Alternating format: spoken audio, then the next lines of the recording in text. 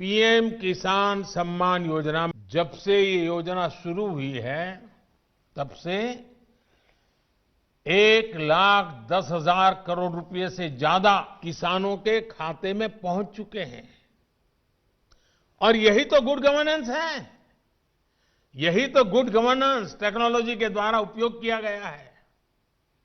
18,000 करोड़ से ज्यादा रुपए पल भर में, कुछ ही पल में सीधे किसानों के बैंक खातों में जमा हो गए। राज्य सरकारों के माध्यम से किसानों का ऑनलाइन रजिस्ट्रेशन होने के बाद उनके आधार नंबर और बैंक खातों का वेरिफिकेशन होने के बाद इस व्यवस्था का निर्माण हुआ है।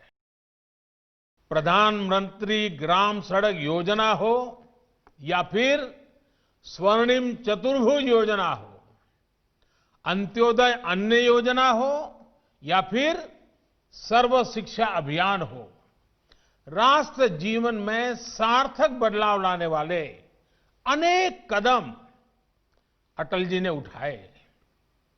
आज पूरा देश उनको स्मरण कर रहा है, अटल जी को नमन कर रहा है। आज जिन कृषि सुधारों को देश ने जमीन पर उतारा है, उनके सूत्रधार भी एक प्रकार से अटल बिहारी वाजपेयी भी थे। आप अपनी फसल को जहां चाहें आप निर्णय करके बेच सकते हैं। आपको जहां सही दाम मिले आप वहां पर उपज बेच सकते हैं। आप न्यूनतम समर्थन मूल्य यानी एमएसपी पर अपनी उपज बेचना चाहते हैं, आप उसे बेच सकते हैं। आप मंडी में अपनी उपज बेचना चाहते हैं, आप बेच सकते हैं। आप अपनी उपज का निर्यात करना चाहते हैं, आप निर्यात कर सकते हैं। आप उसे व्यापारी को बेचना चाहते हैं, आप बेच सकते हैं। आप अपनी उपज दूसरे राज्य में बेचना चाहते हैं, आप बेच सकते हैं। आप पूरे गांव के किसानों को एफपीओ के माध्यम से इकट्ठा कर अपनी पूरी उपज को एक साथ बेचना चाहते हैं, आप बेच सकते हैं। आप बिस्किट, चिप्स, जैम, दूसरे कंज्यूमर उत्पादों की वैल्यू चेन का हिस्सा बनना चाहते हो, आप ये भी कर सकते हैं। देश के किसान को इतने अधिकार मिल रहे हैं, तो इसमें गलत क्या है? अच्छी उपज के लिए सुविधाएं किसानों के दरवाजे पर उपलब्ध करवाएगा। एग्रीमेंट करने वाला व्यक्ति बाजार की ट्रेंड से पूरी तरह वाकिफ रहेगा और इसी के अनुरूप हमारे किसानों को बाजार की मांग के हिसाब से काम करने में मदद करेगा। अब आपको मैं एक और स्थिति बताता हूं। अगर किसी वजह से, किसी परेशानी की वजह से किसान की उपज अच्छी नहीं होती या फिर बर्बाद हो जाती है, तो भी ये याद रखिए, तो भी जिसने एग्रीमेंट किया है उसको, किसान को उपज का जो दाम निर्धारित हुआ था वो उसको देना ही पड़ेगा। एग्रीमेंट करने वाला अपने एग्रीमेंट को अपनी मर्जी से खत्म नहीं कर सकता है। लेकिन दूसरी तरफ अगर किसान एग्रीमेंट को किसी भी वजह से खत्म करना चाहता है तो किसान कर सकता है। हम आज एमएसपी पर रिकॉर्ड सरकारी खरीद कर रहे हैं। किसानों की जेब में एमएसपी का रिकॉर्ड पैसा पहुंच रहा है। जो आज किसानों के नाम पर आंदोलन कर रहे हैं, वो जब उनका समय था तब चूप मार करके बैठे हुए थे। ये जितने लोग आंदोलन चला रहे हैं ना, ये उस सरकार के हिस्सेदार थे, समर्थन करते थे। और यही लोग स्वामीनाथन कमेटी की रिपोर्ट के ऊपर बैठ गए थे, सालों तक बैठ गए थे। हमने आकर के निकाला फसल बेचने के लिए किसान के पास सिर्फ एक मंडी नहीं, बल्कि उसको विकल्प मिलना चाहिए, बाजार मिलना चाहिए। हमने देश की 1000 से ज्यादा कृषि मंडियों को ऑनलाइन जोड़ा। इनमें भी 1 लाख करोड़ रुपए से ज्यादा का कारोबार किसानों ने कर दिया है। छोटे किसानों के समूह बने ताकि वो अपने क्षेत्र में एक सामूहिक ताकत बनकर काम करे। आज देश में 10,000 से ज्यादा किसान उत्पादक संघ एफपीओ बनाने का अभियान चल रहा है।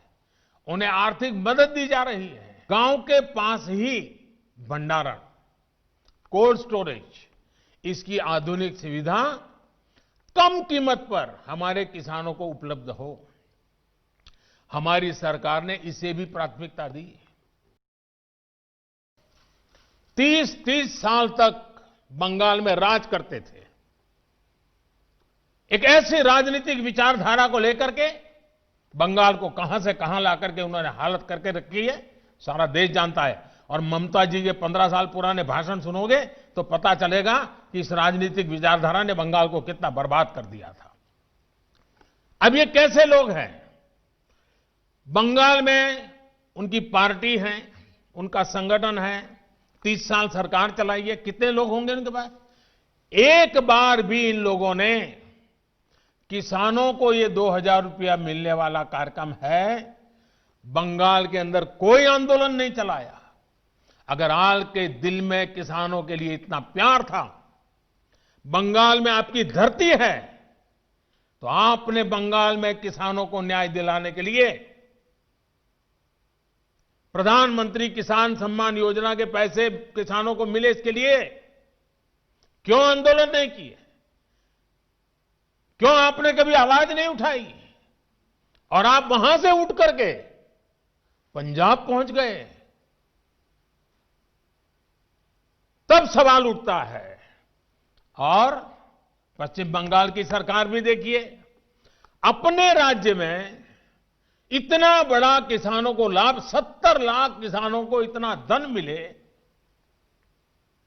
हजारों करोड़ रुपया मिले, वो देने में उनको राजनीति आड़े आती है। लेकिन वही पंजाब जाकर के जो लोग के साथ वो बंगाल में लड़ाई लड़ते हैं, यहां आकर के उनसे गुपचुप करते हैं। क्या देश की जनता इस खेल को नहीं जानती है?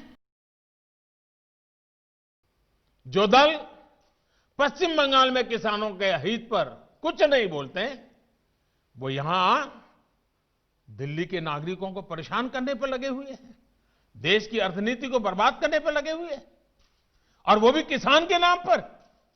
वही दल, वही झंडे वाले, वही विचारधारा वाले जिन्होंने बंगाल को बर्बाद किया। केरल के अंदर उनकी सरकार है। इसके पहले जो 50 साल 60 साल तक देश पर राज करते थे, उनकी सरकार थी। केरल में एपीएमसी नहीं है, मंडियां नहीं है। मैं जरा इनको पूछता हूं, यहां फोटो निकालने के कार्यक्रम करते हैं, अरे केरल में आंदोलन करके वहां तो एपीएमसी चालू करवाओ। पंजाब के किसानों को गुमराह करने के लिए आपके पास समय है। केरल के अंदर यह व्यवस्था नहीं है। अगर ये व्यवस्था अच्छी है तो केरल में क्यों नहीं है? ये जो पॉलिटिकल पार्टी की विचारधारा वाले जो कुछ लोग हैं, जो किसानों के कंधे पर बंदूकें फोड़ रहे हैं, कृषि कानूनों के संदर्भ में उनके पास ठोस तर्क न होने के कारण वो भांति भांति के मुद्दों को किसानों के नाम पर उछाल रहे हैं। एमएसपी वगैरह बाजू में क्या चल रहा है? ये लोग हिंसा के आरोपी ऐसे लोगों को जेल से छुड़ाने की मांगे कर रहे हैं। अब कहते हैं टोल टैक्स नहीं होगा, टोल खाली कर दो। भाई, किसान का विषय छोड़ करके नई जगह पे क्यों जाना पड़ रहा है? इस राजनीतिक प्रवाह में जब देश की जनता ने उन्होंने नकार दिया है, तो कुछ न कुछ ऐसे इवेंट कर रहे हैं, इवेंट मैनेजमेंट हो रहा है, ताकि कोई सेल्फी ले ले, कोई फोटो छप जाए, कहीं टीवी पर दिखाई दे और उनकी राजनीति चलती जाए। अब देश ने उन लोगों को भी देख लिया है। ये देश के सामने एक्सपोज हो गए हैं। ये लोग लोकतंत्र के किसी पैमाने को, किसी पैरामीटर को मानने को तैयार नहीं है।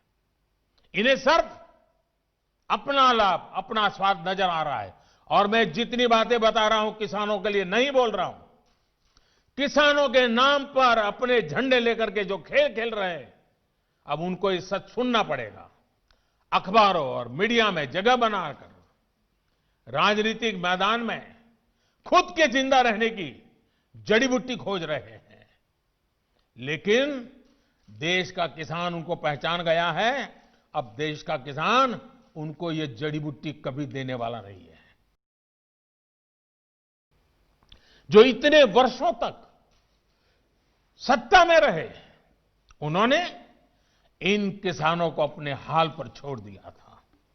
चुनाव होते रहे, सरकारें बनती रही, रिपोर्ट आती रही, आयोग बनते रहे, वादे करो भुला दो, करो भुला दो, यही सब हुआ। लेकिन किसान की स्थिति नहीं बदली। नतीजा क्या हुआ? गरीब किसान और गरीब होता गया। क्या देश में इस स्थिति को बदलना आवश्यक नहीं था? मेरे किसान भाइयों और बहनों, 2014 में सरकार बनने के बाद हमारी सरकार ने नई अप्रोच के साथ काम करना शुरू किया। हमने देश के किसान की छोटी छोटी दिक्कतों और कृषि के आधुनिकीकरण, उसे भविष्य की जरूरतों के लिए तैयार करने, दोनों पर एक साथ ध्यान दिया। हम बहुत सुनते थे, पिछले दिनों अनेक राज्य, चाहे असम हो या इधर राजस्थान हो, जम्मू कश्मीर हो, पंचायतों के चुनाव हुए। इनमें प्रमुखतया ग्रामीण क्षेत्र के लोगों को ही वोट देना होता है। एक प्रकार से किसान को ही वोट देना होता है। इतना गुमराह करने वाला का खेल चलता था, इतना बड़ा आंदोलन का नाम दिया जा रहा था, हो हल्ला किया जाता था। लेकिन इसी के अगल बगल में जहां जहां चुनाव हुए हैं, उन गांवों के किसानों ने ये आंदोलन चलाने वाले जो इतने लोग थे, उनको नकार दिया है, पराजित कर दिया है। ये भी एक प्रकार से उन्होंने बैलेट बॉक्स के द्वारा ये नए कानूनों को खुला समर्थन किया है।